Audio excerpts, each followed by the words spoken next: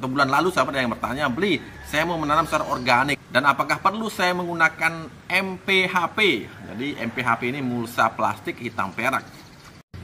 Mulsa adalah sahabat petani. Beli setuju nggak beli? Setuju sahabat. Karena yang namanya mulsa ini sudah banyak sekali membantu para petani, baik petani konvensional maupun petani organik di seluruh dunia sahabat. Jadi penggunaan mulsa bukanlah hal yang tabu lagi, tapi merupakan terobosan yang amat sangat luar biasa. Mulsa sahabat petani. Nah, tapi sekarang sahabat di video kali ini beli akan membahas mulsa, jenis mulsa yang bisa kita gunakan. Karena mungkin selama ini jenis mulsa yang kita kenal adalah jenis mulsa yang seperti ini. Nah, yang seperti ini, sehingga perlu rasanya beli menambahkan referensi mulsa yang bisa sahabat gunakan sesuai dengan kebutuhan yang ada di lapangan. Jadi kebutuhan yang sahabat bisa penuhi di kebun organik sahabat. Yang pertama adalah mulsa plastik. Yang paling populer adalah mulsa plastik hitam perak. Ini paling populer di Indonesia.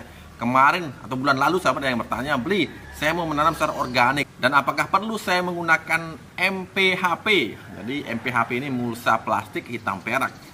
Beli jawab saat itu, ditanyakan kembali berapa luas sahabat menanam, berapa banyak sahabat menanam. Skalanya ternyata luas dan beli katakan tanpa keraguan, bila memang memungkinkan secara modal, segera gunakan mulsa hitam perak ini sahabat. Jadi karena apa? Karena memang sahabat mulsa plastik ini yang pertama, ini tersedia, terjangkau, harganya terjangkau, kemudian ketersediaan itu sudah banyak sekali, sudah merata yang menyediakan mulsa ini sahabat.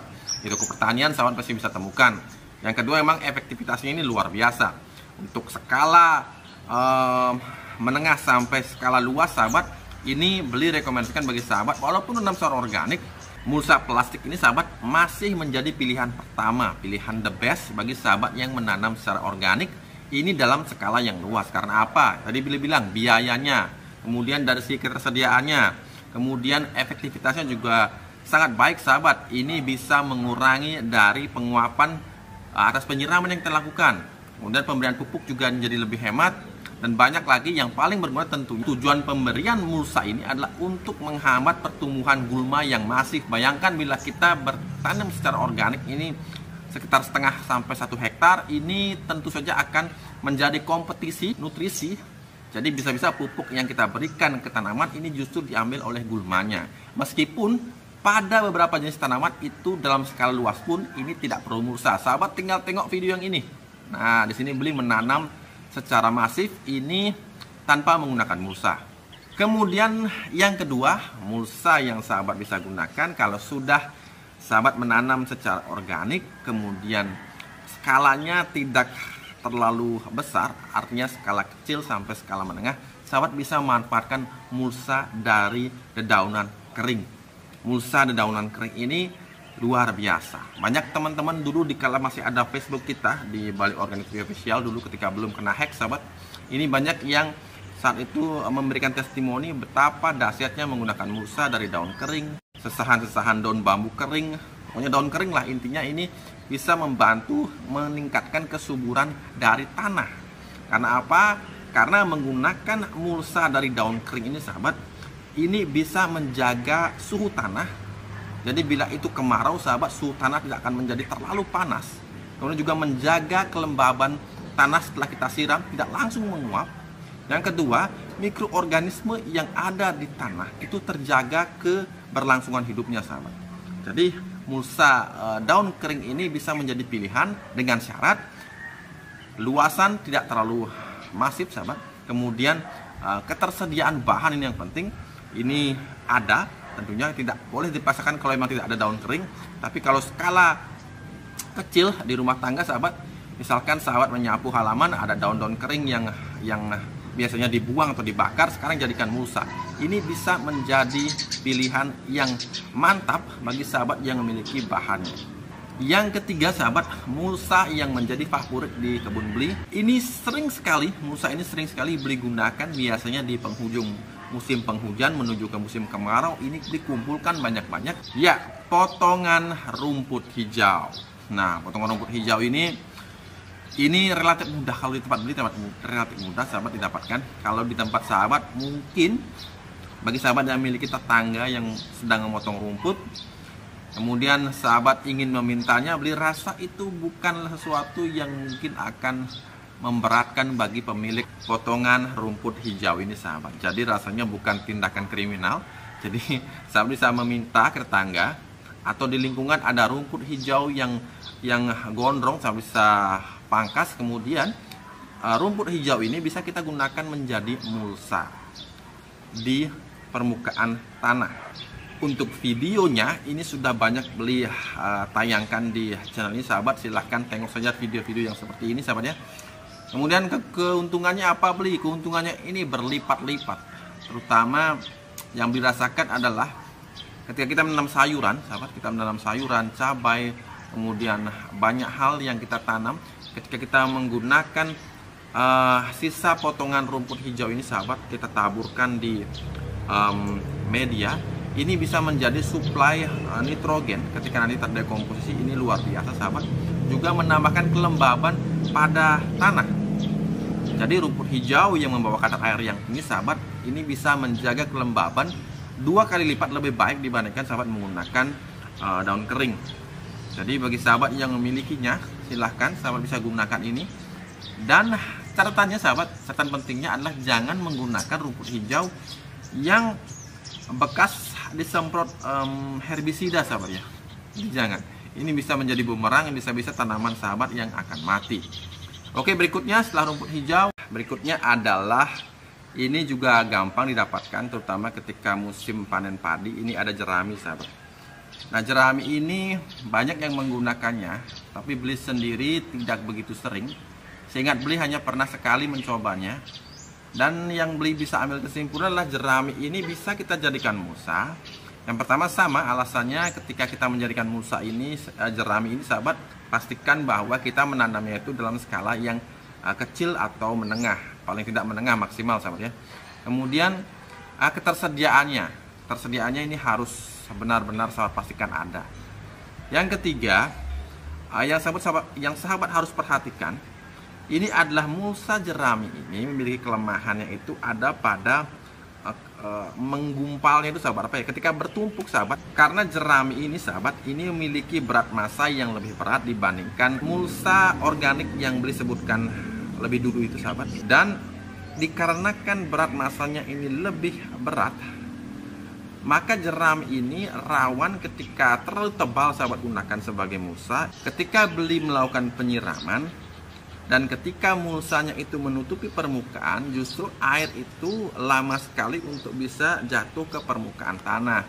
Jadi di sini justru mulsa jerami ini beli harapkan ketika sahabat menggunakan mulsa dari jerami, pastikan dicacah terlebih dahulu. Jadi dicacah kemudian taburkan secara tipis, jangan terlalu tebal. Karena kalau terlalu tebal ini bisa menggumpal sahabat, apa namanya itu ya. Jadi jeraminya itu menggumpal, menempel seperti itu dan tidak ada pori-porinya, sehingga ini justru akan menghambat aliran oksigen di dalam tanah sahabat. Jadi bisa gunakan, cuman waspadai beberapa poin yang beli sampaikan tadi. Nah, kemudian terakhir yang menjadi favorit beli di sini sahabat adalah mulsa dari kompos. Ini bukan rahasia lagi, favoritnya beli Bali adalah menggunakan mulsa organik dari kompos. Yang pertama, karena beli banyak memiliki kompos, tentunya beli gunakan kompos. Yang kedua, mengkompos adalah kegiatan yang pasti ada di kebun organik. Karena apa? Karena ketika kita memangkas, ketika kita melakukan pruning, ketika kita melakukan pemanenan, semua sampah-sampah organik limbahnya ini bisa kita langsung gunakan sebagai kompos. Jadi kompos selalu tersedia. Kemudian kompos yang tersedia kita bisa gunakan sebagai mulsa, yang tidak hanya berfungsi sebagai mulsa, tapi sebagai direct nutrition atau nutrisi langsung bagi tanaman yang kita tanam. Jadi mulsa favorit beli adalah kompos. Ini sudah bukan rahasia lagi, 300 lebih, mungkin sudah 400 video sahabat ya, yang beli perlihatkan di channel ini. Sebagian besarnya adalah menggunakan mulsa dari kompos.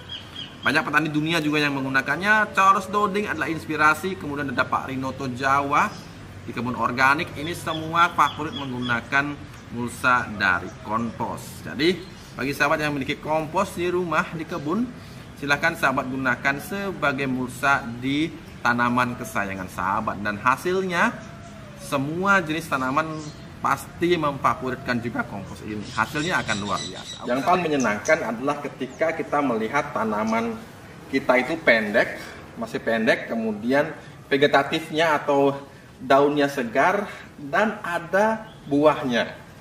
Jadi bagaimana cara mendapatkan yang seperti ini, sahabat? Jadi vegetatifnya ini gondrong, bunganya pun lebat, dan pohonnya itu pendek. Nah, beberapa video yang lalu mungkin sekitar 2 bulan yang lalu, beli sempat memperlihatkan bagaimana pemupukannya untuk bisa diprogram sehingga tidak harus mengorbankan vegetatifnya, tidak harus mengorbankan vegetasinya, tidak harus mengorbankan kesegaran, keindahan dipandang mata, tetap rimbun seperti ini, tapi juga bisa tetap berbunga lebat seperti ini, sahabat. Ya, perhatikan yang ini. Nah, jadi bakal buah sudah mulai muncul, sahabat ya, dan cukup lebat. Nah, jika sahabat perhatikan, meskipun ini rimbun sekali, sahabat, tapi bunganya juga rimbun. Nah, jadi apa yang dilakukan, sudah beli rekam videonya dan sahabat bisa tonton lagi. Jadi di sini beli ketika tanaman ini kemarin sempat rontok karena tidak kena air, sahabat, dalam kurun waktu yang cukup lama, karena musim kemarau itu benar-benar sangat beringas, sahabat ya. Jadi kita berikan waktu itu tabu lampot, pupuk tabu lampot, kemudian juga dicampur dengan asam amino, kita aplikasikan dengan metode spray. Kenapa menggunakan metode spray? Karena memang efektivitasnya untuk merangsang pembungaan seperti ini sangat baik, sahabat. Jadi langsung langsung muncul bakal bunga yang banyak. Nah, jadi sahabat, bagi sahabat yang kemarin sejak minggu lalu bertanya, beli mengapa BOTP Shop dan Balik Organik Tipis sudah tidak ada lagi di Shopee. Seperti yang disampaikan sejak bulan lalu, kita benar-benar akan menghilang di Shopee. Dan pada saat itu beli sarankan untuk segera mendapatkan pupuk atau apapun yang sahabat butuhkan. Dan sekarang sejak minggu lalu ini sudah tidak ada, sahabat. Jadi kalau sahabat sudah ketik BOTP Shop di Shopee itu udah nggak ada. Tapi jangan berkecil hati, sahabat. Bagi sahabat yang membutuhkan bisa melalui teman. Nah, di sana ada yang menyediakan beberapa item seperti yang namanya Tuki Rounded. Nanti linknya bisa sahabat lihat di kolom komentar paling atas, sahabat ya. Kemudian juga sahabat yang benar-benar butuh dan tidak bisa ditunda lagi, itu bisa menghubungi nomor WhatsApp yang sudah beli, sertakan juga di kolom komentar paling atas, sahabat. Jadi kalau melalui WhatsApp, kelebihannya sahabat bisa request bonusnya apa.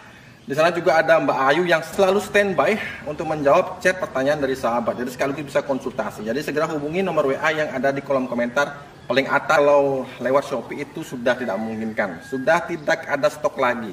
Kita sudah beberapa kali kena penalti dan kita akhirnya mengalah untuk tidak menyediakannya di Shopee, hanya bisa menyediakannya kembali melalui atau dihubungi lewat WA saja. Nah, cukup sampai di sini video beli kali ini. Mudah-mudahan bermanfaat. Jangan lupa untuk selalu berusaha menanamlah hari ini agar kita bisa panen esok hari. Sampai jumpa lagi di video-video beli berikutnya.